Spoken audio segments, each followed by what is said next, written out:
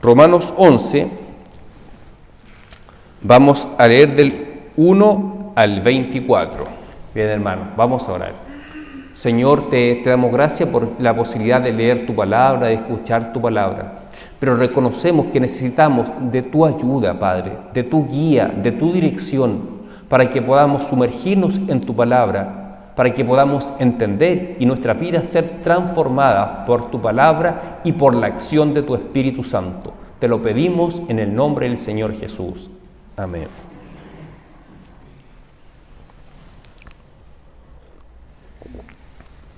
Últimamente en las noticias está muy en boga la nación de Israel. Y muchos ponen atención en lo que está pasando en Israel. Algunos, de mala manera, muy mala manera, han dicho Israel es el reloj de Dios. Entonces tratan de ver los tiempos del fin, cuando falta para el fin, viendo noticias acerca de Israel. Y es muy común esto en el mundo evangélico. Los evangélicos sienten especial atención por lo que está pasando en la nación de Israel. ¿Esto cuándo comenzó, hermano?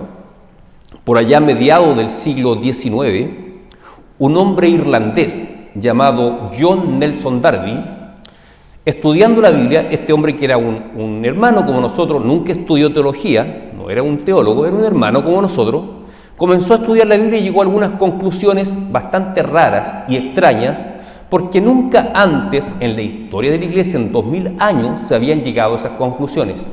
¿A qué conclusiones llegó este hermano?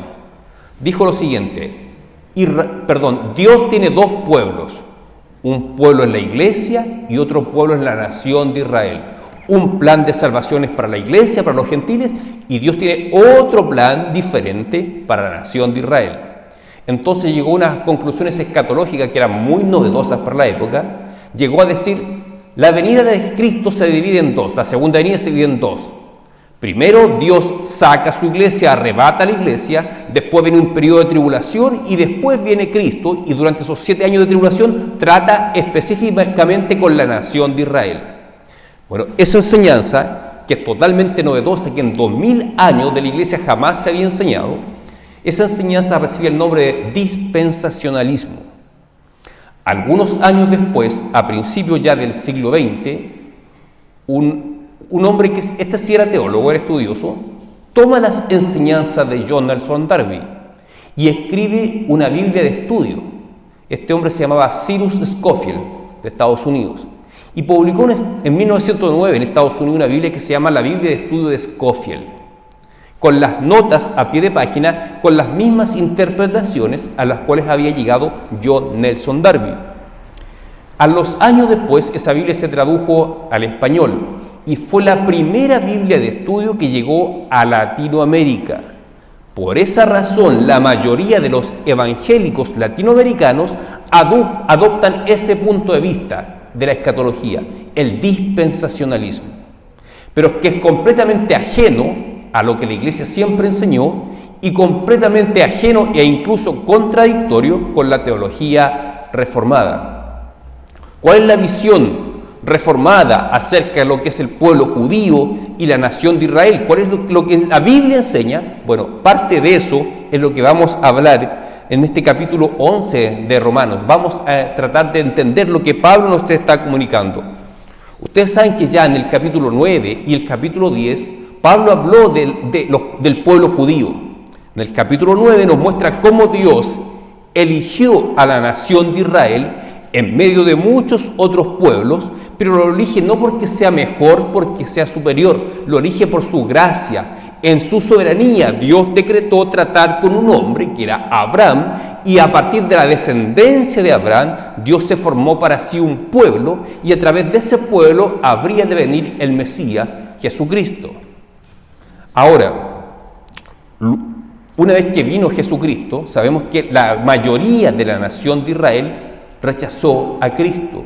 Y vemos en el capítulo 10 cómo Pablo se lamenta y dice que tiene una gran preocupación en su corazón por los de su pueblo, por los judíos que han rechazado en su mayoría al Señor Jesucristo. Entonces plantea esta preocupación Pablo en el capítulo 10. Y acá reaparece con una pregunta respecto a este tema. 11, versículo 1 dice: ¿ha desechado Dios a su pueblo? Y se responde a sí mismo, en ninguna manera. O sea, Pablo tiene más que claro que la gran mayoría de los judíos rechazó y sigue rechazando al día de hoy al Señor Jesucristo. Son enemigos de la cruz de Cristo. Y Pablo se pregunta, ¿y qué pasó con todas las promesas que Dios le hizo a los patriarcas? ¿Será que Dios se olvidó para siempre de esta nación? Y la respuesta de Pablo es no.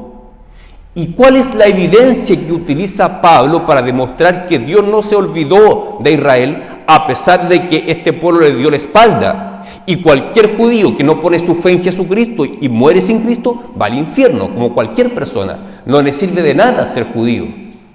Pero aún así, dice Pablo, hay esperanza para este pueblo. Y la prueba más evidente, dice Pablo, soy yo mismo, dice Pablo. Porque yo soy judío de la tribu de Benjamín. Yo también rechacé a Cristo. Yo fui un perseguidor de la iglesia. Yo buscaba a los hermanos cuando estaban reunidos, los sacaba de ahí, los mataba, los torturaba. Yo estuve presente, dijo Pablo, cuando mataron a Esteban. Yo pedí cartas para que me autorizase el Sanedrín para perseguir a los cristianos que estaban reunidos en Siria. Entonces yo también, dice Pablo, fui un rebelde al Evangelio. Yo soy judío y Dios tuvo misericordia de mí. Entonces dice, el hecho de que Dios haya tenido misericordia de mí siendo judío, dice, es señal de que Dios no se ha olvidado de este pueblo, no se ha olvidado de esta nación. Y cita algunos ejemplos de las Escrituras. Por ejemplo, Pablo cita Primera de Reyes, cuando el profeta Elías estaba muy angustiado y deprimido por causa de la persecución que se había desatado en contra de los profetas del Señor. La esposa del rey Acab, llamada Jezabel, había mandado a matar a todos los profetas de Dios. Entonces, asustado por esto, Elías se refugia en una cueva y comienza a lamentar su condición. Y Dios le habla en medio de la cueva. Dice, Elías, todavía hay 7,000 rodillas que me he reservado que no se han inclinado ante Baal. Es decir, está diciendo, todavía tengo un pueblo que me pertenece que no se ha rendido ante esta mujer que se ha negado a adorar al falso Dios Baal. Así que ánimo, Elías, hay mucho que hacer, le dice. Entonces, Pablo utiliza este hecho para decir, de la misma forma como Dios se reservó a 7,000 personas que fueron fieles a Él, así también en este tiempo, está diciendo, hay un remanente, es decir, un grupo que sí ha creído en el Señor Jesucristo. Aquí Pablo dice, el hecho de que existe un remanente, un grupo, aunque sea pequeño, que ha creído en Jesucristo como su Salvador, eso es señal de que Dios no se ha olvidado de este pueblo, que sigue mostrando misericordia por este pueblo, a pesar de la dureza del corazón de este pueblo.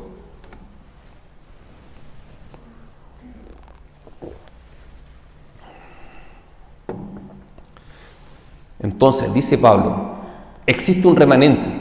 ¿Quién es ese remanente? Todos los judíos que se habían convertido a Cristo en el siglo I, partiendo por los discípulos de Jesús, los 12 discípulos, y todos los primeros seguidores de Jesús, todos los primeros cristianos, fueron de origen judío. Durante los primeros 20 años de la iglesia, más o menos del año 30 al 50, todos los cristianos eran de origen judío. Pablo, cuando comienza su ministerio, comienza yendo a cada ciudad, entrando a la sinagoga a predicarle a los judíos. Entonces, había en aquella época un buen número de judíos que habían creído en Jesucristo. No eran mayoría, eran minoría. Considerando la totalidad de los judíos cristianos eran un grupo bien pequeño. Por eso Pablo le llama el remanente, un grupo pequeño, pero ese remanente, con el solo hecho de existir, demuestra que Dios no se ha olvidado de la nación de Israel. Así también nosotros hoy en día decimos, este mundo va de mal en peor, nuestro país va de mal en peor.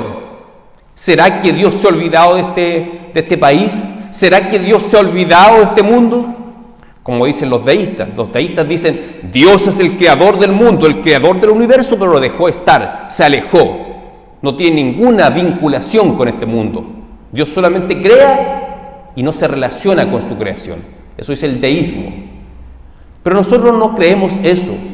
Y es más, el hecho de que hoy nosotros estemos congregados en este lugar para adorar al Señor, para escuchar su palabra, es muestra evidente que Dios no se ha olvidado del mundo. Por supuesto que Dios no se ha olvidado del mundo, no se ha olvidado de nuestro país.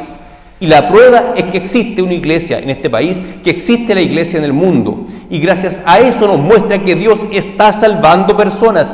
El plan salvífico de Dios está en acción hoy mismo, a pesar de que el mundo se ve tan mal, tan corrompido moralmente en todo aspecto. Sin embargo, el plan de Dios no se ha detenido. Y el hecho que existamos nosotros como cristianos es evidencia que Dios no se ha olvidado del mundo. Así también dice Pablo, el que existe un remanente, un grupo de judíos cristianos, es señal que Dios no se ha olvidado de la nación de Israel. Dice en el versículo 7, ¿qué pues lo que buscaba Israel no lo ha alcanzado? Claro, dice Pablo que Israel era una nación muy celosa por las cosas de Dios, es decir, buscaba con gran pasión los aspectos religiosos, el guardar la ley de Dios. Ellos buscaban la salvación, pero no la alcanzaron. ¿Por qué? Porque era imposible cumplir con toda la ley de Dios. Por más que se esforzasen, no podían alcanzar esa salvación. Pero Dios, en su misericordia, entregó la vía de salvación por medio de su Hijo Jesucristo. Pero no todos creyeron. La mayoría de los judíos endureció su corazón contra Dios. Y como dice algunas par de semanas, de la misma forma como el faraón de Egipto endureció su corazón contra Dios, Dios lo que hizo fue permitió que se siguiese endureciendo más y más. Lo mismo ocurre con Israel. Como ellos endurecieron su corazón voluntariamente, rechazaron a Cristo, Dios ha permitido que su corazón se endurezca más y más. Y acá Pablo cita a Isaías, dice: Dios le dio espíritu de estupor, ojos con que no ven y oídos con que no oigan, hasta el día de hoy. Se han oscurecido sus ojos para que no vean y agobiada la espalda para siempre. Es decir, cuando hay una actitud de rechazo hacia Cristo, Dios deja que esa persona se endurezca más y más, se hunda más y más. Y es lo que ocurre con los judíos. Como la mayoría de los judíos rechazó a Cristo, se cumplen estas palabras proféticas de Isaías y de David, que Dios los deja endurecerse, los deja caer y hundirse en el pantano, hundirse en su condición. Pero en el versículo 11 aquí hace un quiebre Pablo, comienza hablando de la salvación de los gentiles. Dice: ¿Ha tropezado los de Israel para que cayesen? En ninguna manera, porque su transgresión vino la salvación a los gentiles para provocarle a celos. Dice, vino la salvación a los gentiles para que de esa forma provocar a celos al pueblo judío. Es decir, como los judíos cuando vean ellos cómo Dios obra en medio de los gentiles, cómo Dios bendice a los gentiles, entonces habría de provocar celos en ellos. Ahora alguien se puede preguntar, ¿será que los judíos cuando nos ven a nosotros como cristianos sienten celos? ¿Será que sienten envidia porque lo que Dios está haciendo con nosotros, porque Dios nos bendice? ¿Será realmente que sienten envidia? Bueno, va a llegar un momento en la historia en que sí va a ocurrir. Y Dios va a remover la dureza del corazón de la nación de Israel. Y si su transgresión es la riqueza del mundo y su defección la riqueza de los gentiles, ¿cuánto más su plena restauración? Ahí lo que está diciendo Pablo es que hay una restauración futura para el pueblo judío. Esta restauración futura no tiene absolutamente nada que ver con la restauración del Estado de Israel en 1948. No está hablando a Pablo de una restauración política, está hablando de una restauración espiritual. ¿Qué significa una restauración espiritual para los judíos? Significa simplemente convertirse a Jesucristo.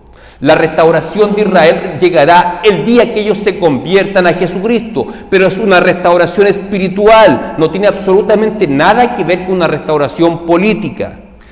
Hoy lo que ocurrió en el año 48 es una restauración política, pero ellos siguen endurecidos, por lo tanto siguen muertos en sus delitos y pecados porque siguen rechazando a Jesucristo. La restauración vendrá cuando ellos se vuelvan a Jesucristo. Así que cuando vean noticias de Israel, ellos no tienen ninguna participación especial como nación en el cumplimiento profético. No lo vean como es el reloj de Dios, lo que está ocurriendo en Israel marca el futuro de la iglesia. No, no es así.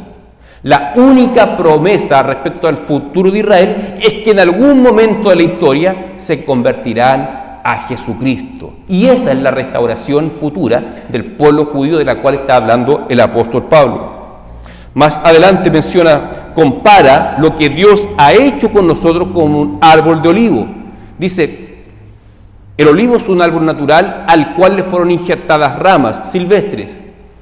¿Qué es un injerto? Cuando a una planta le insertan una rama, una yema de otra planta para que produzca mejor. Dice que Israel es como el árbol del olivo natural y nosotros como gentiles fuimos injertados en ese árbol. Es verdad, en los tiempos del Antiguo Testamento el pueblo de Dios recibía el nombre de Israel. Nosotros no éramos parte de ese pueblo, éramos gentiles y fuimos injertados en ese árbol y ahora somos un solo pueblo. Aquí ven la incoherencia de la enseñanza del dispensacionalismo al enseñar que Dios tiene dos pueblos, porque la propia Biblia, en Pablo a los Efesios le dice que Dios ha derribado la pared intermedia que dividía los dos pueblos. Por medio de Cristo ha hecho de los dos pueblos un solo pueblo. No hay división, no hay dos pueblos de Dios. Dios tiene un solo pueblo que se llama la iglesia. Pablo le dice a los Gálatas que todo aquel que es de la fe en Jesucristo es de la fe de Abraham. Por lo tanto dice, ustedes gentiles al creer en Jesucristo son constituidos como hijos de Abraham, como descendientes de Abraham. Son parte del pueblo de Dios, estamos dentro del mismo pacto que Dios hizo con Abraham.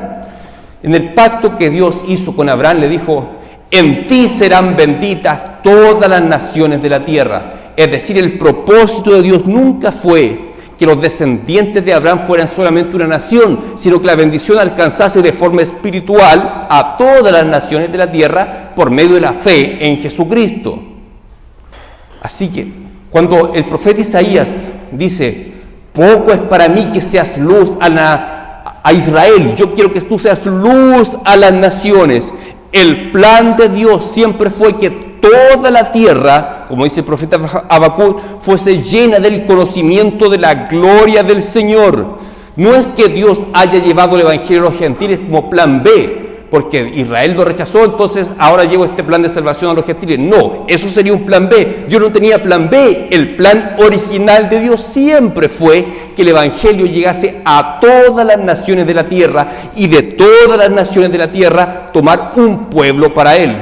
Por eso en Apocalipsis, el apóstol Juan dice que vio una multitud que no podía contar de toda tribu, lengua y nación. El propósito de Dios siempre fue armar para Él un pueblo de toda tribu, lengua y nación.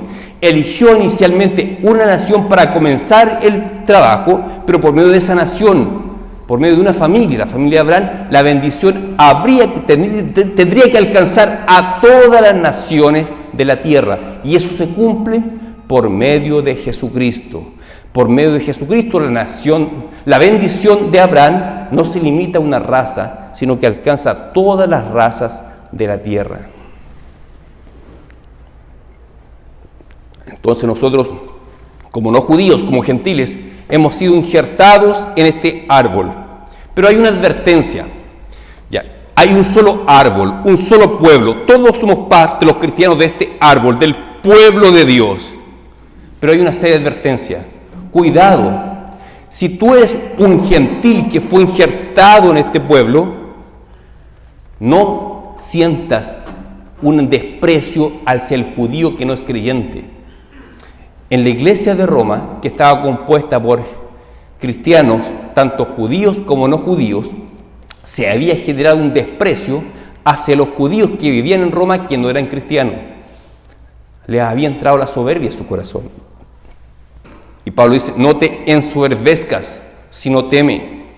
Está advirtiéndole, tú como cristiano, ya seas judío o gentil, que tu corazón no se ensoberbezca mirando con desprecio al judío que no ha creído en Cristo.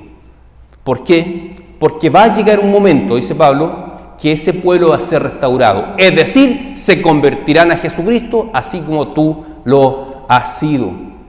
¿Y de qué forma serán convertidos a Cristo? Por medio de la predicación del Evangelio, así como todo cristiano. Pero ahondaremos más en la restauración futura de Israel en el próximo sermón cuando terminemos el capítulo 11. Pero quiero centralizarme ahora en la advertencia que hace Pablo. Que nuestro corazón no se ensoberbezca, no entre soberbia en nuestro corazón mirando con desprecio al judío. Cuando veas noticias de Israel, no digas, eso les pasa porque no creen en Cristo, eso les pasa por haber rechazado a Cristo.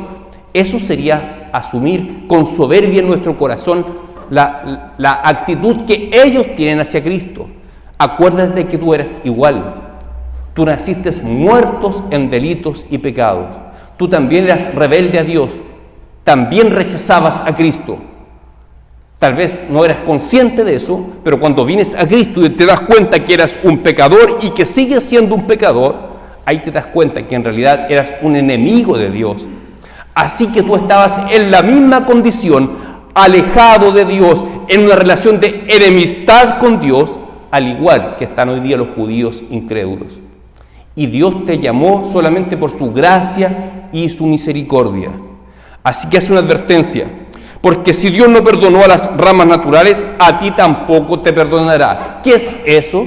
¿Es acaso una advertencia de que podemos perder nuestra salvación? Cuando entendemos el contexto de Romanos, entendemos que en realidad es una advertencia de que un auténtico cristiano jamás despreciará a un judío. Y es verdad, en realidad, un auténtico cristiano no solamente no desprecia a un judío, tampoco desprecia a ningún pueblo, a ninguna persona. Si tú sientes una especie de orgullo personal por ser hijo de Dios y ves a tu vecino y dices, este sí que está lejos de Dios. Yo en cambio he recibido a Cristo, voy a la iglesia, soy hijo de Dios, tengo vida eterna, no como este otro. Asumimos la actitud del publicano y el comprador de impuestos que estaba orando delante de este fariseo y decía, gracias a Dios porque no soy como este. Yo ayuno todas las semanas, yo oro, yo diezmo de todo, no como este. Estaba despreciando al que estaba orando al lado de él, ¿cierto? El mismo error cometemos cuando nosotros despreciamos al judío y decimos, le pasa todo esto a la nación de Israel por causa de que no son cristianos, por causa de que mataron a Jesús. Eso sería una actitud soberbia. No tenemos que tomar esa actitud soberbia ni a los judíos, ni a ninguna otra persona que no pertenezca a nuestro círculo. No podemos mirar con soberbia a hermanos de otra denominación, pensando que somos mejores, que sabemos más, o que somos más espirituales, o que tenemos un mejor entendimiento. No, eso sería soberbia. Y aquí está la advertencia, tú no seas soberbio, porque un auténtico hijo de Dios reconoce que fue salvo solamente por la gracia de Dios, no por merecimiento propio. Cada auténtico hijo de Dios tiene claro que en realidad es un pecador, que mientras más buscas a Dios, más te haces consciente de tu propio pecado. Y si eres un auténtico hijo de Dios, nunca mirarás con desprecio a aquel que no tiene la misma fe que tú, porque vas a ser consciente que tú tampoco te merecías esto. Así que esa es la advertencia que hace Pablo, es un llamado de atención a la humildad, no mirar a los demás con desprecio. Pablo en Filipenses capítulo 2 dice, miren a los demás como superiores a ti mismo. Eso es una actitud humilde, cuando tú miras al otro como mejor que tú.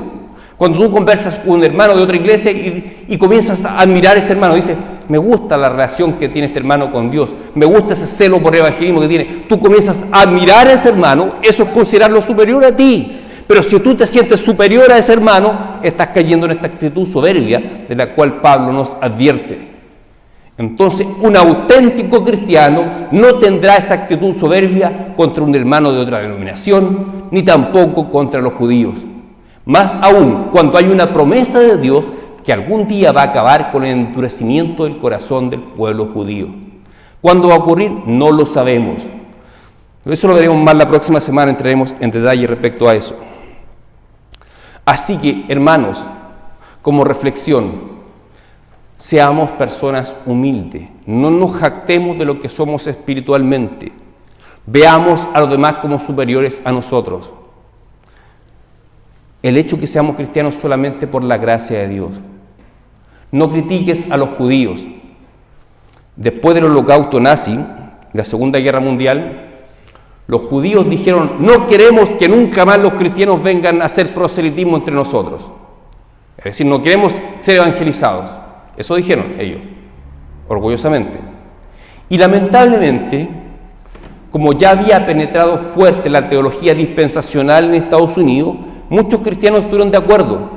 Dijeron: está bien, nosotros creemos que Dios tiene dos pueblos, tiene un plan de salvación para los gentiles y otro plan de salvación para los judíos, por lo tanto nosotros nos encargamos de evangelizar las demás naciones, pero Dios se encargará directamente con los judíos en la tribulación. Así pensaron muchos y dejaron de preocuparse por la evangelización del pueblo judío. Pero en realidad, de acuerdo a lo que nos muestra el texto, la forma en cómo ese pueblo va a convertirse a Cristo es por medio de la predicación del Evangelio. Así que dejar de hacer misiones en medio del pueblo judío es un desprecio al pueblo judío, es actuar con soberbia. Por lo tanto, gracias a Dios, esa actitud ha cambiado y ya hay muchas organizaciones misioneras, iglesias que están predicándole a los judíos y muchos de ellos también se han convertido. Pero esperamos una conversión masiva de los judíos en el futuro. Solamente Dios sabe cuándo eso ocurrirá. Así que, hermanos, tenemos responsabilidad de ser personas humildes y compartir el Evangelio con todos, con judíos y no judíos. Porque Dios ha prometido que algún día Israel será restaurado. Esa restauración es espiritual, no es política. ¿Y en qué consiste una restauración espiritual? En convertirse a Jesucristo, en reconocer a Jesucristo como Señor y Salvador. Y mientras tanto nosotros continuamos compartiendo el Evangelio con todas las personas y nunca mires con desprecio a aquel que no comparte la fe que tú. Si estás compartiendo con un ateo, con un agnóstico, bueno, recuerda que tú también estabas muy lejos de Dios. Recuerda que tú también eras enemigo de Dios. Si compartes con un hermano de otra denominación, no te sientas superior a él. Sé humilde y valora lo bueno que tiene ese hermano y considera lo más importante que tú. Esa es una actitud humilde que Dios espera de nosotros. Que Dios te bendiga, hermano. Vamos a orar. Señor Dios Todopoderoso, te damos gracias por tu palabra y ayúdanos, Señor, a ser personas humildes, a entender que nosotros estuvimos muy lejos de ti, enterrados en nuestra dureza de corazón, en nuestro pecado, y tú has tenido misericordia de nosotros. Te damos gracias.